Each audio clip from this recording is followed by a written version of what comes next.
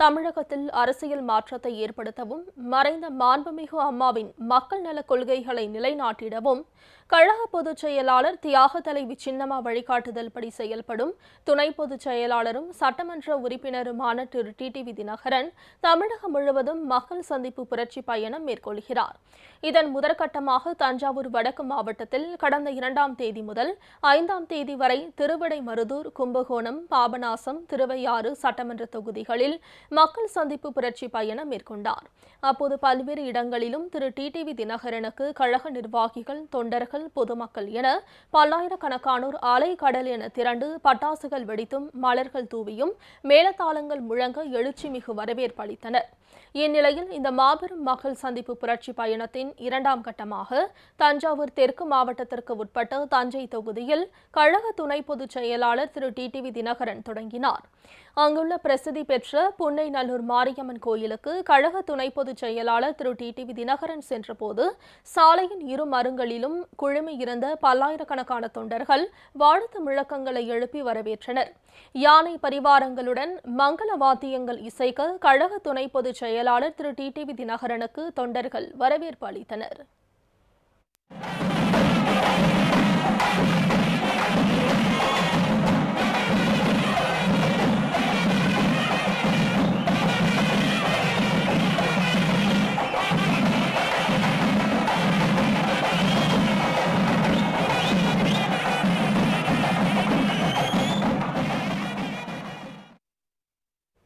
இதனைத் தொடர்ந்து புன்னைநல்லூர் மாரியம்மன் கோயிலில் கழக துணை பொதுச் செயலாளர் திரு டிடிவி தினகரனுக்கு கோயில் நிர்வாகம் சார்பில் மாலை அணிவித்து சிறப்பான வரவேற்பு அளிக்கப்பட்டது.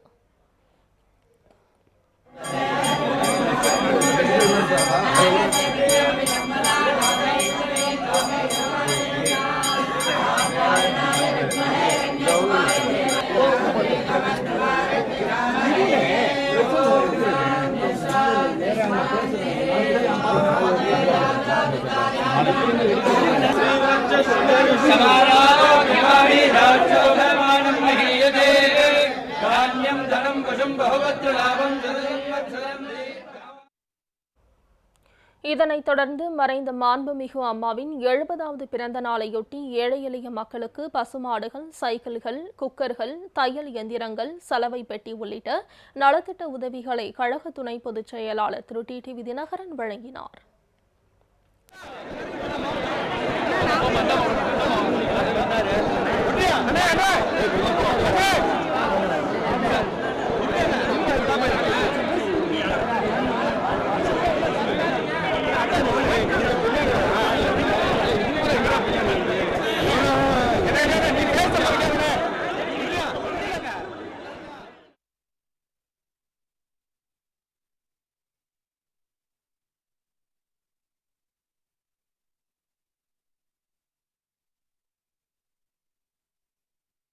இதனைத் தொடர்ந்து இன்று மாலை தஞ்சாவூர் சட்டமன்ற தொகுதிக்கு உட்பட்ட சிஆர்சி டிப்போ, அண்ணாநகர் வல்லம், மருங்குளம் ஆகிய இடங்களில் கழக துணை பொதுச் செயலாளர் திரு டிடிவி தினகரன் மக்களை சந்தித்து உரையாற்ற உள்ளார்.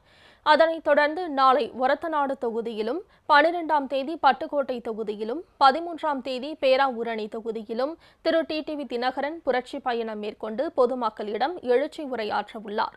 அவருக்கு எழுச்சி மிகு வரவேற்பு அளிக்க கழக நிர்வாகிகளும் தொண்டர்களும் பல்வேறு ஏற்பாடுகளை மேற்கொண்டு வருகின்றனர்.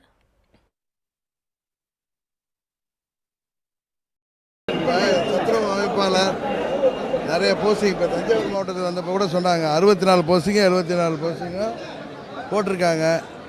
அதெல்லாம் வந்து தலைவர் காலத்திலே, அம்மா காலத்திலே இருந்த மாதிரி இல்லாமல் தவறான ஒரு நடைமுறை பின்பற்றப்பட்டிருக்கிறது. நிச்சயம் இதற்கு அரசியல்வாதிகளுடைய இன்ஃப்ளூயன்ஸ்னால் தவறு நடக்கிறது. நாளைக்கு கலெக்டர், மாவட்ட ஆட்சித்தலைவர் எங்கே இருந்தாலும் நாளைக்கு பதில் சொல்ல வேண்டிய கட்டாயத்துக்கு ஆளாவார். அதனால் இதை மாதிரி தவறுகளுக்கு உடந்தையாக இருந்தால் அதிகாரிகளும் நீதிமன்றத்தில் நடவடிக்கை சந்திக்க வேண்டி வரும். நான் ஜனவரி மாதம் முதல் வாரத்திலேயே அசம்பிளியில் இது கவர்னர் உரையினப்போ சொன்னேன். டெல்டா மாவட்டத்தில் நம்ம ரங்கசாமி எம்எல்ஏ வந்து சொன்னாங்க, பயிர்கள்லாம் கருவிட்டு வருது தண்ணீர் பற்றாக்குறையினால், அதனால் அரசாங்கம் உரிய நடவடிக்கை எடுக்கணும்னு. அவங்க அப்போயே உச்ச நீதிமன்றம் போயிருந்தாங்கன்னா இதுக்கு ரெமடி கிடைச்சிருக்கும். ஆனால் அவங்க செய்யலை. அதுக்கு காரணம் வேறு ஒன்றும் இல்லை. உச்சநீதிமன்றம் ஆர்டர் போட்டிருந்தா அதை மத்திய அரசு தான் அதை நிறைவேற்றக்கூடிய கட்டாயத்தில் இருப்பாங்க. அவங்களுக்கு எம்பரஸ்மெண்ட் வேணாம், ஏன்னா தேர்தல் ஏப்ரல் மேல வர்றதுனால கர்நாடகாவில் பிஜேபிக்கு ஒரு எம்பரஸ்மெண்ட் கொடுக்கக்கூடாதுங்கிறதுக்காக இவங்க கர்நாடக முதல்வரை பார்க்குறதா ட்ராமா போட்டாங்க. இங்கே இருக்கிற ஆட்சி மத்தியில் இருக்கிற பாரதிய ஜனதா கட்சியுடைய கிளை நிறுவனம் தான் இங்கே ஆட்சி நடத்திட்டு இருக்கு. அதனால் இங்கே இருக்கிற முதல்வரோ துணை முதல்வரோ அமைச்சர்களோ இவங்கள்ட்ட நீங்கள் மக்களுக்கான எந்த ஒரு நலத்திட்டத்தையும் எதிர்பார்க்க முடியாது. மக்கள் நலனில் அவங்களுக்கு அக்கறை இல்லை, பதவியில் நீடித்தால் போதுங்கிறதுக்காக பல்வேறு கதைகளை சொல்லிட்டு இருக்கிறாங்க. இப்போ இன்னொன்று சொல்லணும், ஆர்கே நகர் தொகுதியில் அவங்க அம்மா அவர்கள் அறிவித்த நிதி ஒதுக்கிய திட்டங்கள், குறிப்பாக அங்கே அந்த பாலம் 117 கோடி ரூபாய் நிதி ஒதுக்கி அதற்கான டெண்டர் விடப்பட்டு கிடப்பில் போட்டாங்க. அது மாதிரி 41வது வட்டத்தில் பார்க் எக்காலஜிக்கல் பார்க்கு அது நிதி ஒதுக்கி வேலை நிறுத்தப்பட்டிருக்கு. இதே மாதிரி அங்கே உள்ள வேலைகள் எல்லாம் நிறுத்தப்பட்டிருக்கு. இது எதுக்கு நான் சொல்ல வரேன்னா, அம்மா தொகுதியிலேயே அந்த மக்கள் தங்களுக்கு வாக்களிக்கலைங்கிறதுனால திட்டங்களை இது வரைக்கும் கேள்விப்படாத மாதிரி நிறுத்தியிருக்காங்க. அங்கே எங்கள் கட்சிக்காரர்களை, எங்கள் வட்டச்செயலாளரை வேணுக்குன்னே பொய் வழக்கில் கைது செய்கிறாங்க.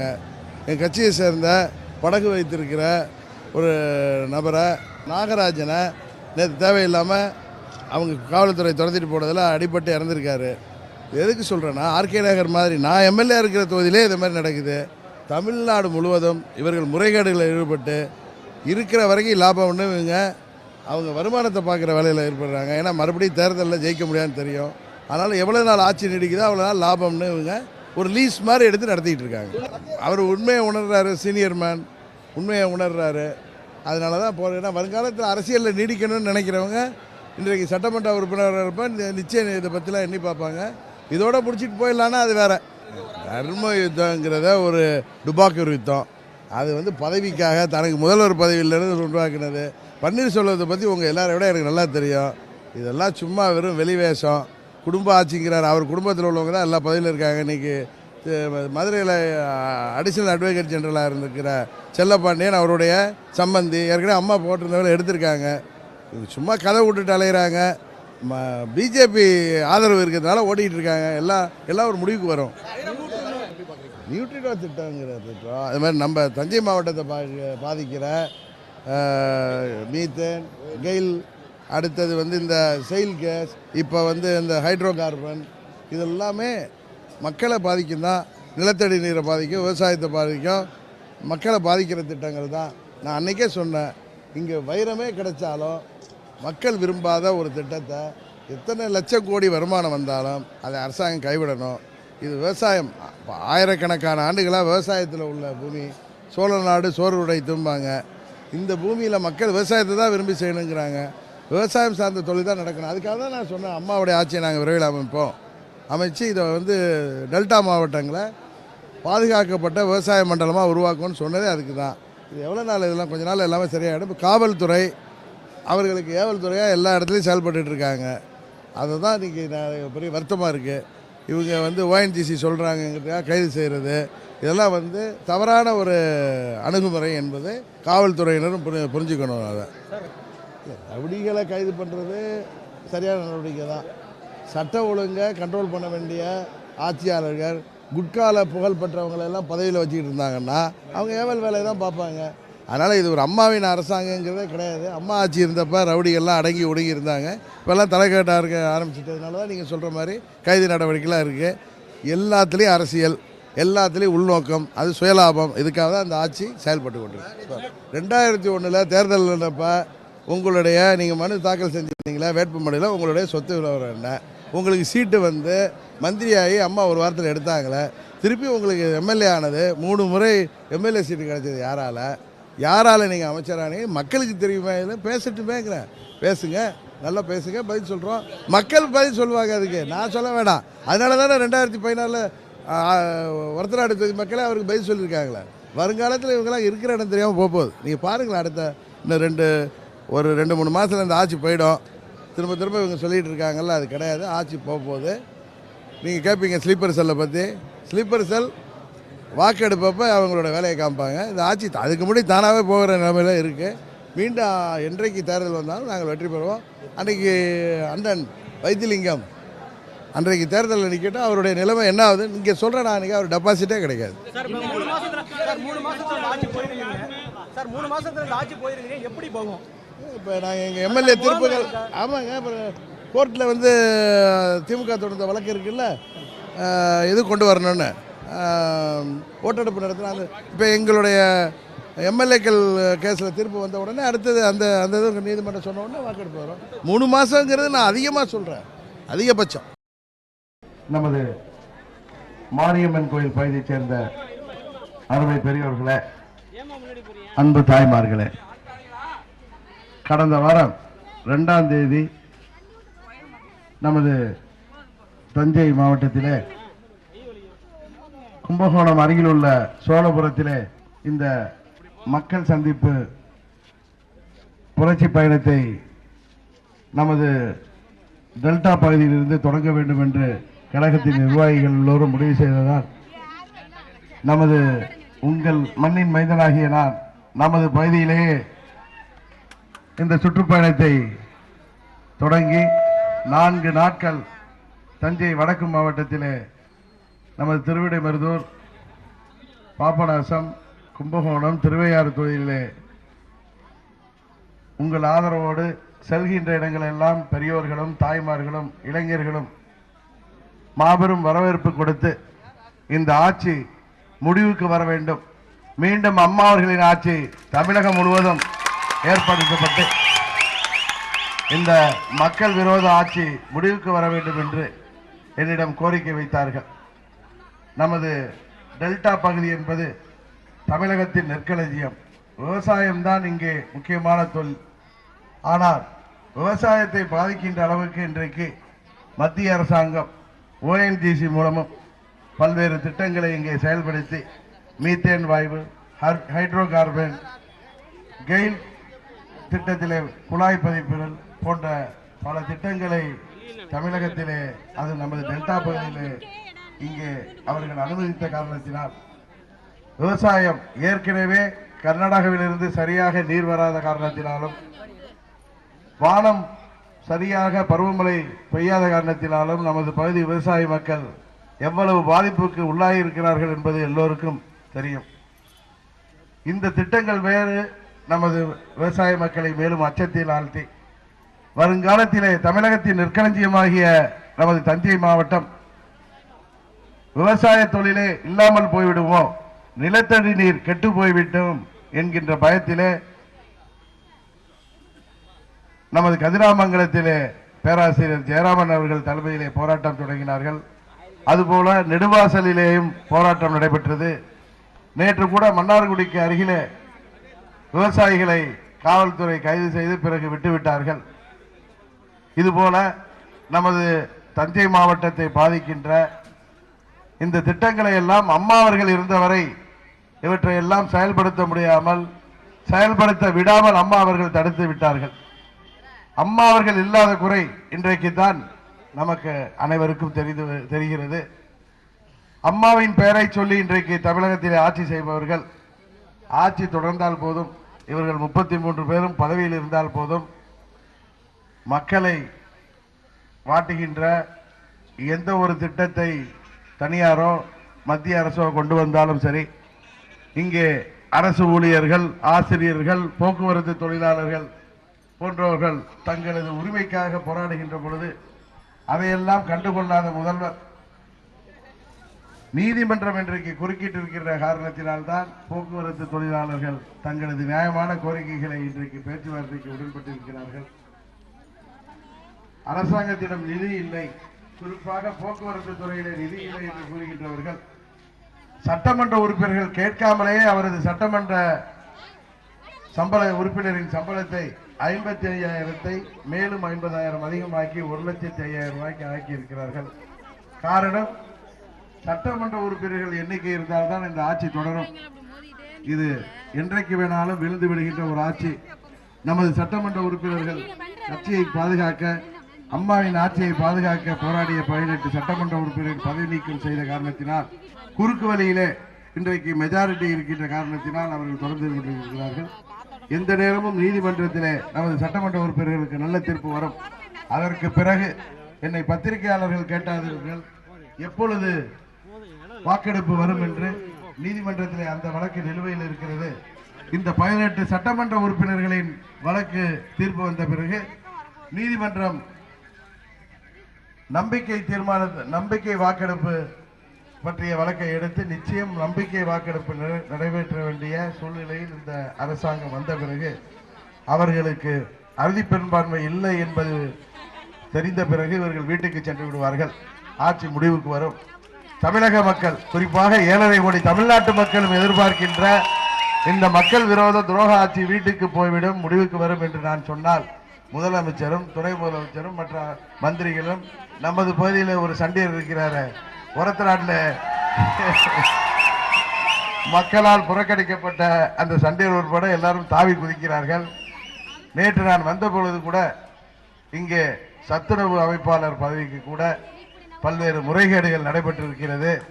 கிட்டத்தட்ட 70 பதவிகள் சத்துணவு அமைப்பாளர்கள் பதவிக்கு தவறுகள் நடந்திருக்கின்றன. இதற்கெல்லாம் எனக்கு என்ன ஒன்று தெரியவில்லை என்றால், எப்படி இந்த ஆட்சித் தலைவர்கள், இங்கே இருக்கின்ற மாற்று ஆட்சித் தலைவர்கள், இவர்களுக்கு இந்த அரசியல்வாதிகளுக்கு அதுவும் ஓரிரு மாதங்களிலே வீட்டுக்கு போகிறவர்களுக்கு இவர்கள் சலுகை காண்பிக்கிறார்கள். நிச்சயம் அதிகாரிகள் நடுநிலையாக செயல்பட வேண்டும். அரசியல்வாதிகள் என்றைக்கு வேண்டுமானாலும் பதவியில் வருவார்கள் போவார்கள். இவர்கள் நடுநிலையாக செயல்பட்டால்தான் வருங்காலத்திலே இவர்களுக்கும் பாதுகாப்பு, மக்களுக்கும் பாதுகாப்பு என்பதை மறந்துவிட்டு உயர் பொறுப்பில் இருப்பவர்கள் இது போன்ற நடவடிக்கையில் ஈடுபடுவதால் நிச்சயம் வருங்காலத்திலே அவர்கள் நீதிமன்றத்திற்கு பதில் சொல்ல வேண்டிய கட்டாயம் இருக்கும். உடனே சொல்வார்கள், தினகரன் எல்லாரையும் மிரட்டவில்லை, உண்மை சொல்கிறேன். தமிழகம் முழுவதும் இன்றைக்கு சத்துணவு அமைப்பாளர்களாக இருக்கட்டும், இன்னும் பல்வேறு போஸ்டிங்களுக்கு முறைகேடுகள் நடக்கின்றது. துணைவேந்தர் கைது செய்யப்படுகிறார். காரணம், துணைவேந்தர் மந்திரிக்கு சரியாக இல்லாத காரணத்தினால், எந்த ஆட்சியிலும் கேள்விப்படாத அளவிற்கு ஆட்சிக்கு கெட்ட பெயர் வேண்டாலும் பரவாயில்லை, அமைச்சரின் சொல் கேட்கப்படாத காரணத்தினால் துணைவேந்தரை மாட்டிவிட்டு அரசாங்கத்திற்கு கெட்ட பெயரை ஏற்படுகிறார்கள். இந்த அரசாங்கம் இதுவரை இந்திய துணைக்கண்டத்திலே கேள்விப்படாத அளவிற்கு ஒரு மாபெரும் ஊழலுக்கு பெயர் போன அரசாங்கமாக இந்த அரசாங்கம் வருங்காலத்திலே பதவி நீக்கம் செய்யப்பட்டு பிறகு நீதிமன்றத்திலே இவர்கள் வழக்குகளை சந்திக்க வேண்டி வரும். கேட்டால் இங்கே நமது பகுதியில் ஒரு அமைச்சர் இருக்கிறார், பார்த்தா சாது மாதிரி இருப்பார், விவசாயத்துறை அமைச்சர்னு. அவர் சொல்றாரா, கும்பகோணத்தில் தினகரன் நீதிமன்றத்தில் தண்டிக்கப்படுவார், அவர் எங்க முதலமைச்சர். மக்கள் மன்றம் நிச்சயம் வருங்காலத்திலே, இன்றைக்கு மாரியங்கோயிலிருந்து சொல்கிறேன், நாம் எல்லாம் நமது தஞ்சை மாவட்ட மக்கள் எல்லாம் பக்தியோடு வணங்குகின்ற புன்னைநல்லூர் மாரியம்மன் கோயிலிருந்து சொல்கின்றேன். தஞ்சை நகருக்கே காவல் தெய்வமாக இருக்கின்ற மாரியம்மன் கோயில் வாசலிருந்து சொல்கின்றேன், நீதி வெல்லம், நிச்சயம் துரோகம் தோற்கும். எப்படி ஆர்கே நகர் தொகுதி மக்கள் நமக்கு மாபெரும் வெற்றியை தந்தார்களோ, ஆட்சி அதிகாரத்திலே இருந்தாலும் காவல்துறை கையிலே வைத்துக் கொண்டு இன்று வரை அங்கே ஆர்கே நகர் தொகுதியிலே உள்ள நிர்வாகிகள் மீதும் பொதுமக்கள் மீதும் வழக்கு தொடர்ந்துகின்ற நிலையிலும் கூட 6000 ரூபாய் வாக்குக்கு பணம் கொடுத்து கூட அங்கு உள்ள ஏழை எளிய தொழிலாளர் மக்கள் அதற்கெல்லாம் மசியாமல் சுயேட்சையாக போட்டியிட்ட என்னை 7.5 கோடி தமிழ்நாட்டு மக்களின் சார்பாக வெற்றி பெற செய்திருக்கிறார்கள். அங்கே எனக்காக தேர்தல் பணியாற்றிய நமது தஞ்சை மாவட்டத்தைச் சேர்ந்த நமது மாவட்ட கழக செயலாளர் ரங்கசாமி, அருமை சகோதரர் மாவட்ட கழக செயலாளர் சேகர் மற்றும் கழக நிர்வாகிகள் அனைவருக்கும் தெரியும். அங்கே மக்கள் நாங்கள் நாமினேஷன் செய்ய சென்ற டிசம்பர் 1ஆம் தேதியிலிருந்து எவ்வளவு எங்களுக்கு ஆதரவு தெரிவித்தார்களோ அந்த ஆதரவு தான் 24ஆம் தேதி தேர்தல் முடிவாக வெளிப்பட்டது. அதே ஆதரவை நமது தஞ்சை மாவட்டத்தில் நான் செல்கின்ற இடங்களில் எல்லாம் கொட்டும் பணியிலும் காண முடிந்தது. இங்கே இன்றைக்கு இந்த உச்சி வெயிலிலே 1 மணிக்கு நான் இங்கே உங்களை சந்திக்கின்றேன். தயவு செய்து சொல்ல வேண்டும், யாருக்காவது காசு கொடுத்து நாங்கள் கூட்டி வந்தோமா? நம்ம காசு கொடுத்து யாருக்கு கூட்டு வந்தாங்களா? அவங்கள ஏன்னா சில பேர் சொல்றாங்க காசு கொடுத்து அழைச்சிட்டு வந்தாங்கன்னு. காசு கொடுத்து அழைச்சிட்டு வந்தா எல்லாம் குக்க வீட்டில் நிக்கிற மாதிரி நிற்பாங்க. இப்ப பாத்தீங்கன்னா நம்ம அண்ணன் எடப்பாடியும் அண்ணன் நம்ம பெரியகுளம் பன்னீர்செல்வமோ ஏன்னா வைத்திலிங்கமா போற கூட்டத்துக்கு மக்கள் எப்படி வந்திருக்காங்க, அங்க எப்படி இருக்கு, அது ஏதோ இளைஞர் கூட்டம் மாதிரி நடக்குது. ஒரு செயல் வீரர் கூட்டமும் இளைஞர்களே அங்க இல்ல, எல்லாம் 60 வயசுக்கு மேல உள்ள பதவி சுகத்திற்காக வைத்திலிங்கம் மாதிரி மக்களால் ஒதுக்கப்பட்ட இன்னும் வீட்டுக்கு போய் உட்கார வேண்டிய கேசுகள். அவர்கள் சொல்கிறார்களாம் பத்திரிகையாளர் சந்திப்புகளே, துரோகின்னு தானே சொல்லுவோம், அப்புறம் என்ன சொல்லுவோம் நம்ம? கோட்சே தான் சொல்ல முடியும், காந்தி நான் சொல்ல முடியும். கூட காந்திங்கிற ஆள் இருக்கிறதுனால நீங்களாம் காந்தி ஆயிட முடியாதுப்பா. பேர்ல காந்தி காந்தி நோட்டை காமிச்சு உங்களால ஆர்கே நகர்ல ஜெயிக்க முடியல. 2000 ரூபாய் நோட்டை 3 நோட்டை நீங்க ஒரு வீட்டுக்கு ஓட்டுக்கு கொடுத்தா கூட யாரும் மசியல, அங்கேயே மசியல. பாவம் நம்ம தஞ்சாவூர்ல மசிவாங்கன்னு நினைக்கிறீங்களா? ஏற்கனவே 2016ல என்னதான் தலைகீழ நின்னோம், மக்கள் ஏத்துக்கல. நான் கூட நினைச்சேன் என்ன இது 2 முறை மந்திரியா இருந்தவர் இப்படி பண்ணிட்டாங்க. ஆனா உண்மை தெரியுது, அங்க போனாதான் துரோகத்தை முதலே கண்டுபிடிச்சவங்க ஒருத்தநாடு தொகுதி மக்கள். எங்க காவல்துறையை கையில வைத்துக்கிட்டு கலெக்டரை கையில இருக்கிறதுக்காக எங்க கூட்டத்தை தடுக்கிறது. நேற்று கேள்விப்பட்டேன், எனக்கு எல்லா சொந்தக்காரங்களும் இங்க இருக்காங்கல்ல, அங்க காலங்காலத்தால் 6 மணிக்கு போய் வீட்டுல எல்லாம் கதவை தட்டி நம்ம நிர்வாகிகள் இந்த பேனர் வச்சிருக்கவங்க படத்துல உள்ள எங்களோட வந்துருங்க அப்படின்னு. பாவம் அவருடைய நிலைமை அப்படி போயிட்டு. காரணம் அதாவது என்னன்றி கொன்றாருக்கும் முய்வுண்டாம், முய்வில்லை செய்நன்றி கொன்ற மகருக்கு. எந்த பாவத்துக்கும் பிராயச்சித்தம் உண்டு.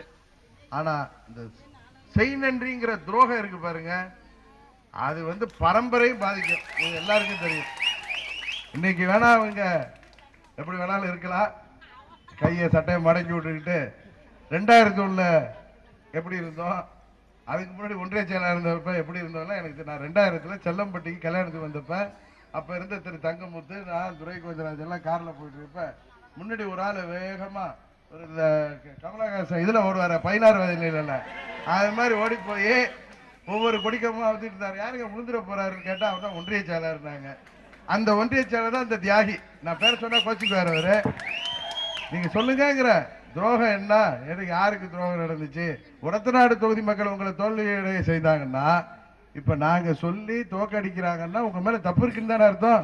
ஆர்கே நகர்ல இப்படிதான் இவர் ஹவாலா முறையில் எங்க மக்கள் ஓட்டு போடுறேன்னு முடிவு எடுத்ததுக்கு அப்புறம் யாராவது கடன் சொல்லி ஓட்டு கேட்க முடியுமா? சொந்த அண்ணன் தம்பியே 100 ரூபாய் கடன் கேட்டா கொடுக்க மாட்டா. நீங்க 6000 ரூபாய், அங்க எல்லாம் பாவம் தொழிலாளிகள். 2 லட்சம் பேருக்கு வீட்டுல 5 பேர் இருப்பாங்க. 30,000 ரூபாய்க்கு குறைஞ்சி ஒரு வீட்டுல போய் சேரல. வீடு வீடா கொடுத்ததுல பாதி எடுத்துட்டு போட்டாங்க. மறுபடியும் போலிங் முதல் நாள்ல இருந்தே கொடுத்தாங்க. நாங்களே சொன்ன மக்கள்கிட்ட, அவங்களே சொன்னாங்க நாங்கள் வாங்கிக்கிறோம், இதெல்லாம் அம்மாவுடைய பணம் தானே, அம்மாவுக்கு தெரியாம திருடிய பணம் தானே, இது எங்க பணம் தானேன்னு சொல்லிட்டு அங்க இந்த மாதிரி வாக்கு வித்தியாசத்துல இருந்து தெரியாதா இதுங்க கடன் சொன்னா ஓட்டு போடுவாங்களா? மக்கள் என்ன இளிச்சவாயர்களா? என்ன பதில்? இன்னொருத்தர் ஓஎஸ் பண்ணின்னு ஒருத்தர் இருக்காரு, நம்ம வேதாரணி பக்கம் பூச்சி மருந்து அடிச்சிட்டு இருந்தவரு தலைங்காயர்ல. உண்மையா இல்லைன்னு கேளுங்க, வயல்ல போய் பூச்சி மருந்து அடிச்ச வேலை பார்த்தவரு அங்க. இதை நான் ஒன்றும் பொய் சொல்லல, கேளுங்க அங்க வேணா. அவர் சொல்றாரு இவங்க போய் ஒர்க் பண்ணி வச்சதுனாலதான் நான் ஜெயிச்சேன். நீங்க ஒர்க் பண்ணதை ஏத்துக்கல, அம்மாவுக்கு துரோகம் பண்ணிட்டீங்கன்னு தானே என்ன ஜெயிக்க வைக்கிறாங்க. நீங்க அமைச்சர்கள், உங்களை முதலமைச்சராக இந்த ஆட்சி தொடர்றதுக்கு காரணம் யாரு? சின்னம்மா அவர்களாலதான் இந்த ஆட்சி இருக்கு. இது ஊருக்கே தெரியுமே. இதை யாரு என்ன பொய்? அம்மா இருந்த இன்னைக்கு இரவு அவங்க நினைச்சிருந்தா சின்னம்மாவே முதலமைச்சராக இருக்க முடியுமா? ஏன் உங்களை பன்னீர்செல்வத்தை என்ன பெரிய அப்துல் கலாம் அவரை உட்கார வச்சிருக்கோம், இல்ல மன்மோகன் சிங் அவரு? அதுக்கப்புறம் அவர் ஒழுங்கா இல்லைன்னு தூக்கிட்டு இருந்த நம்ம அண்ணன் நம்ம கல்லாப்பட்டி சிங்காரத்தை உட்கார வச்சிருக்கோம். கமிஷன் பண்ணி சிங்காரத்தை சிங்காரம் சுயம்பா வந்த மாதிரி பூவத்தூர் பழனிசாமின்னு பேர் சொன்னா கோச்சிக்கிறாரு. தங்கமணி அவர் சம்பந்தி தங்கமணி கோச்சிக்கிறாரு. என்ன இதுதான் நீங்க என்ன மிரட்டி பாக்குறீங்களா? யாரை மிரட்டுறீங்க? என்ன நீங்க அமைச்சரா இருந்தா முதலமைச்சர் இருந்தா எல்லாம் உங்கள்கிட்ட வேலை பார்க்கறவங்க வேணா நீங்க டிரான்ஸ்பர் பண்ணி விடுங்கன்னா அது இப்ப தற்காலிகமா பயப்படுற மாதிரி நடிப்பாங்க. அவங்கதான் எல்லா பேப்பரையும் எங்களுக்கு கொடுத்துட்டு இருக்காங்க. கோயம்புத்தூரா இருந்தாலும் சரி, நான் சொல்ற ஊர்ல தெரிஞ்சுங்க, கோயம்புத்தூர்ல நடக்கிறதா இருந்தாலும் சரி, தமிழ்நாட்டில் இவங்க என்ன செய்யறாங்களோ எல்லாரும் எங்களுக்கு அடுத்து காப்பி எங்களுக்கு வந்துகிட்டு இருக்கு. எலெக்ஷன் முடியட்டும், அப்புறம் வச்சுக்கலாம். அவங்கள ஜெயக்குமாரை பத்தி பேசி உங்க நேரத்தை என் நேரத்தில் வேஸ்ட் ஆக வேணாம். ஜெயக்குமாரோடைய சொந்த ஏரியா காசிமேட்டில் தான் நான் அதிக ஓட்டை வாங்கியிருக்கேன். அங்கே தெருவுக்கு போக முடியாது, சட்ட வேட்டையோட திருப்பி வர முடியாது. அங்கே பினாமிகளை வச்சுக்கிட்டு அங்கே விசைப்படகுகளை இந்தியாவில் தடை செய்த மோட்டரை வச்சு ஓட்டுறதுனால அந்த தெருவில் போனால் உதவுழுவோம் இருக்குது. அதான் உண்மை. நீங்கள் தேர்தல் வேலை பார்த்தீங்களா? அங்கே தெரியுமா எல்லாருக்கும்? நான் ஏதோ பொய்யா சொல்ல பெரியவர்களே தாய்மார்களே. அந்த தொகுதியில் அவர் ஊரில் அவர் தெருவில் அவர் பிறந்த வீடு உள்ள தெருவில் நாங்கள் அந்த வார்டில் அதிக வாக்கு வித்தியாசம், அந்த மீனவர் சமுதாய மக்கள் எங்களுக்கு அதிக வாக்கு வித்தியாசம் கொடுத்ததுனால தான் என்னால் ஒவ்வொரு ரவுண்ட்லையும் அவ்வளோ லீடிங் வர முடிஞ்சிச்சு. 19 ரவுண்ட்லையும் லீடிங் வாங்கி 40,700 ஓட்டில் ஜெயிச்சிருக்கோம். இவங்க ஒன்றியும் இந்த 6,000 கொடுக்கல, இதுவும் டெபாசிட் காலியாக இருக்கும். தலை தப்பிச்சு தம்பராம் புண்ணியன்னு தப்பிச்சு விடாதுருக்காங்க அண்ணாச்சிலாம். இன்னும் 2 யாரு? காமராஜா போய் மன்னார்குடியில் வச்சுக்கிறேன், எங்கே வேணாது. வைத்தியலிங்க கோச்சுக்குவாரு, திட்டுறது கூட என்னன்னு திட்டணும். நீ வர்றப்ப அந்த பாலத்தில் பார்த்தேன், தஞ்சாவூர் வடக்கு மாவட்டம் தெற்கு மாவட்டம் இருக்கு, இங்கே எப்படி தெற்கு வடக்குன்னு போட்டிருக்கு. ஏன்னா அதில் அதான் ஒரு சொல்லுவாங்க ஒருத்தரை பற்றி, சாவு வீட்டில் புனமாக இருக்கணும், கல்யாண வீட்டில் மாப்பிள்ளையாக இருக்குங்கிற மாதிரி பார்ட்டிகள் இதெல்லாம். இவங்களை உடநாடு மக்களை நான் உண்மையாக சொல்கிறேன், கண்டுபிடிச்சி கதையை முடிச்ச மக்களுக்கு என்னுடைய நன்றியை சொல்ல நாளைக்கு நான் அங்கே போகிறேன். கையில் காசு இருக்கிறதுனாலையோ பதவி இருக்கிறதுனாலையோ மக்களை விலைக்கு வாங்க முடியாது. இன்னொன்று, காசு பணத்தை கொடுக்கறதுனால வாங்கி வச்சுக்குவாங்க. நிச்சயம் ஆர்கே நகர் மாதிரி எல்லாரும் டெபாசிட் காலியாக போறீங்க. 234 தொகுதியிலேயே டிடிவி தினகரன் நிற்கிறதா தான் மக்கள் இப்போ நடக்க போறாங்க. பாபநாசத்தில் துரைக்கண்ணுக்கு சொல்றேன், அங்க எங்க வேட்பாளர் டிடிவி தினகரன் தான். அங்க வந்து வச்சுக்கிற தேர்தலில் யாரு உள்ளார போறா யாரு வெளியில இருக்கோங்கிறது அப்ப தெரியும். பாப்படாசை பார்த்தா ஏதோ பசுமாடு மாதிரி இருக்கேன்னு கேட்டேன். ஆனா ரெங்கசாமி சொன்னார், இல்லைங்க அது பசு இல்லைங்க, பசுந்தோல் தோர்த்திய புலின்னு. இவங்கெல்லாம் சேர்ந்து நம்ம ஒதுக்குறேன்னு சொல்லி ஒரு ஆட்டம் போட்டாங்கல்ல, அன்னைக்கு வந்து என்கிட்ட வீட்டில் காலங்காத்தால் 7 மணி வந்து நான் என்ன பண்ணட்டுன்னாரு. போய் அவங்களோட சேர்ந்து இருங்கன்னு சொன்னேன். எனக்கு இந்த நடிகர்கள் எல்லாம் நல்லாவே தெரியும். 30 வருஷமா நான் அம்மாவோட இருந்து பார்த்துருக்கேன். இவங்கெல்லாம் வாழ்ந்தாருக்கு மாரடிக்கிற கூட்டம். நம்ம ஊரில் சொல்லுவோம், நம்ம பவர் இருந்தால் இப்பே பாதி பேர் அங்கேருந்து நைஸாக வண்டியில் வரப்போ பார்த்தீங்கன்னா ரோட்லலாம் கையாட்ட ஆரம்பிச்சிட்டாங்க. ஏன்னா அங்கே ஒன்று போனி ஆகாதுன்னு தெரிஞ்சுட்டு, அதனால் இருக்கிற வரைக்கும் லாபம் வந்து இந்த பதவி போடுறாங்க. என்னென்னது இந்த சத்துணவு பதவிகள், இன்னும் விஏஓ பதவி, அது இதுன்னு இருக்குல்ல, அதுக்கு பணத்தை கொடுத்துட்டு மாட்டிக்கிட்டு நிற்கிற கோஷ்டி தான் நிறையா இருக்கு. பரவாயில்லன்னு பாதி பேர் வந்துட்டாங்க. இதெல்லாம் எனக்கு எல்லாம் நடக்கிறது எல்லாம் தெரியும். பதவி இருக்கிற வரைக்கும் ஓடும், அதுக்கப்புறம் ஆட்டோமேட்டிக்காக இவங்கெல்லாம் இருக்கிற இடமே தெரியாமல் போயிடுவாங்க. இதுதான் உண்மை. அதான் காரணம் வந்து இன்னைக்கு இந்த கொங்கு மண்டலத்தை சேர்ந்த நிறைய மந்திரிகளுடைய பினாமிகள் பிரைவேட் பஸ் வச்சிருக்க காரணத்தினால தான் பஸ் கட்டணம் உயர்த்தப்பட்டதா அந்த சைடு நான் போறப்ப பொதுமக்கள்லாம் பேசிக்கிறாங்க. அதே மாதிரி அம்மா ஆட்சியிலையோ தலைவர் ஆட்சியிலையோ பொதுமக்கள், அது ஏழை எளிய மக்கள் பயணம் செய்கிற பஸ் கட்டணத்தை வேற வழி இல்லைன்னா மக்களை பாதிக்காத அளவு உயர்த்தினாங்க. இவங்க 60% உயர்த்திருக்காங்கன்னா இவங்க மக்களை பத்தி கதவு இல்லை. எல்லா பஸ்ஸும் இவங்க அதையே நாங்கள் எல்லா ஆர்டிஓ ஆஃபீஸ்லையும் எடுக்கிறதுக்கு சொல்லிட்டோம். தமிழ்நாடு ஃபுல்லாக ஆர்டிஓ ஆஃபீஸில் யார் பேர் நேம் டிரான்ஸ்ஃபர் ஆகிருக்கு, யார் வந்து நேம் டிரான்ஸ்ஃபர் எல்லாம் பண்ணி எல்லாம் தான் எங்களுக்கு சொல்கிறாங்களே. வித்தவர் சும்மா இருக்க மாட்டாலும் அவனே எங்களுக்கு சொல்லி விட்றான்ல. அதனால உங்களுக்கு எல்லா லிஸ்ட்டும் வருமா, எல்லாம் நீங்கள் தயார் பண்ணிட்டு இருக்கோம், கரெக்டாக கொடுக்குறோம். அம்மாவுடைய ஆட்சி அமைச்சு நீங்கள் ஏற்றுக்கொள்கிற அளவிற்கு இந்த பஸ் கட்டணத்தை நிச்சயம் நாங்கள் குறைப்போம். சில காலம் பொறுத்திருங்க, நிச்சயம் அம்மா அவர்களின் ஆட்சி அமைக்கப்படும். புரட்சி தலைவர் ஆட்சி போல, அம்மா அவர்களின் ஆட்சி போல நிச்சயம் தமிழகத்திலே ஒரு சிறப்பான ஆட்சியை நாங்கள் நிச்சயம் உருவாக்கி காட்டுவோம். தியாக தலைவி சின்னம்மா அவர்களின் தொண்டர்களாகிய நாங்கள் தான் உண்மையான அனைத்து இந்திய அண்ணா திராவிட முன்னேற்ற கழகம் என்பதை மக்கள் ஏற்றுக்கொண்டிருக்கிறார்கள், தொண்டர்கள் ஏற்றுக்கொண்டிருக்கிறார்கள், நீதிமன்றமும் ஏற்றுக்கொள்கின்ற காலம் விரைவிலே இருக்கிறது. நமது மாரியம்மன் கோயில் பகுதியில் தேவையான அனைத்து திட்டங்களும், குறிப்பாக நம்ம பகுதியை ஒரு சுற்றுலாத்தலமாக மேம்படுத்த நிச்சயம் நடவடிக்கை எடுக்கப்படும். நம்ம பகுதியில் உள்ள பல 100 ஏக்கர் பரப்பில் உள்ள சமுத்திர ஏரி தூர்வாரப்பட்டு அது வந்து சிறுவர் பூங்காக்களும் படகு விடவும் சுற்றுலா பகுதியாக அறிவிக்கப்படும். குளிச்சப்பட்டியில் உள்ள 88 ஏக்கர் பரப்பளவு உள்ள பொன்னுன் ஏரியை மாரியம்மன் கோயில் சமுத்திர ஏரி மற்றும் தஞ்சையில் உள்ள பல ஊராட்சிகள் உள்ள ஏரி குளங்களை இந்த குவத்தூர் பழனிசாமி அரசு தூர்வாருவதாக கூறி மண்ணை திருடி விற்று தூர்வாரப்பட்டதாக கூறி போலி பில்களை கொடுத்து ஏமாற்றி வருகின்றார்கள். அதையெல்லாம் சரி செய்யப்பட்டு நிச்சயம் அம்மா அவர்கள் ஆட்சி அமைந்தவுடன் நமது பகுதி ஏரிகளிலே மழை காலங்களிலே பெய்கின்ற தண்ணீரை சேமித்து வைத்து கோடை காலத்திலே அது நமக்கு பயன்படுகின்ற விதமாகவும் நிலத்தடி நீர் குறையாமல் பாதுகாக்கும் நிச்சயம் நடவடிக்கை எடுப்போம். நமது மாரியம்மன் கோயில், கடகடப்பை, நாஞ்சிக்கோட்டை, புதுப்பட்டினம், விளார், பிள்ளையார்பட்டி, நீலகிரி, வல்லம் போன்ற பகுதிகளை தஞ்சை மாநகராட்சியுடன் இணைக்கப்பட்டது. அந்த ஊராட்சிகளில் மாநகராட்சிக்கு இணையான வரி வசூல் செய்யப்படுகிறது. ஆனால் தஞ்சை நகராட்சி மாநகராட்சியாக தரம் உயர்த்தப்பட்ட பிறகும் மேற்கண்ட ஊராட்சிகள் மாநகராட்சியுடன் இணைக்கப்படவில்லை.